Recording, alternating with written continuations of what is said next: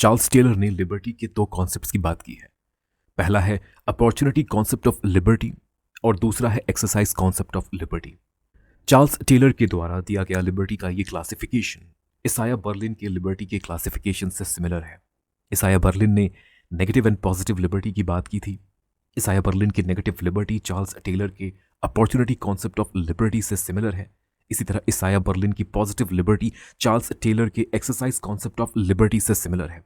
Opportunity concept of liberty के according, in order to be free, what you need is options, choices and opportunities in your life. आप इन options, इन choices and opportunities को use करते हैं, use नहीं करते हैं, इन्हें लेकर अवेयर है, इन्हें लेकर अवेयर नहीं है, दिस इज नॉट इंपॉर्टेंट। ये हमारे लिए इंपॉर्टेंट नहीं है। अगर आप अपने लाइफ में जो बनना चाहते हैं, जो करना चाहते हैं, इससे रिलेटेड चॉइसेस, ऑप्शंस और अपॉर्चुनिटीज अगर आपके लाइफ में अवेलेबल हैं, then you are free. Whatever you want to do or whatever you want to become in your life, if you have options and choices and opportunities available for it, and nobody is stopping you from using those options, those choices and opportunities, then you are free. This is the opportunity concept of liberty. लेकिन क्या हो अगर आपके पास options हैं, आपके पास choices हैं, opportunities हैं, बट आप इन ऑप्शंस, इन चॉइसेस एंड अपॉर्चुनिटीज को एक्सरसाइज नहीं कर पा रहे हैं। मे बी आप इन ऑप्शंस, इन अपॉर्चुनिटीज को लेकर अवेयर ही नहीं है।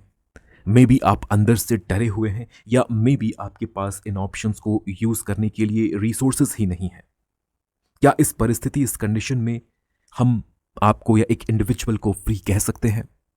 अगर आप अपॉर्चुनिटी कॉन्सेप्ट ऑफ फ्रीडम के प्रोपोनेंट हैं, अगर आप अपॉर्चुनिटी कॉन्सेप्ट ऑफ फ्रीडम को फॉलो करते हैं, then you can say that the person in this case is free, even if the person is not utilizing or not able to utilize the options, choices and opportunities available in front of him.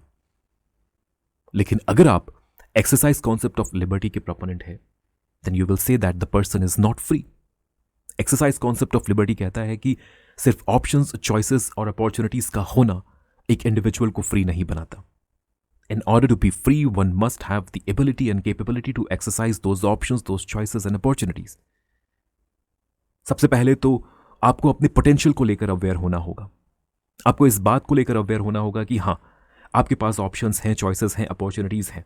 इसके बाद जब आप actively in options, इन choices and opportunities को use करेंगे, इन्हें exercise करेंगे, अपने पोटेंशियल को फुलफिल करेंगे, हकीकत में आप वो बनेंगे जो आप बनना चाहते हैं, वो करेंगे जो आप करना चाहते हैं, then only you can be said to be free. This is called the exercise concept of liberty as given by Charles Taylor.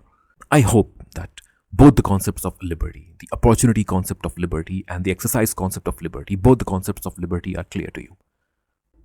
Video को एंड करने से पहले मैं आपको बताना चाहूंगा कि लिबर्टी और पॉलिटिकल थियरी के बाकी सभी टॉपिक्स के complete lectures, complete video lectures political science के हमारे ऑनलाइन कोर्स में अवेलेबल हैं।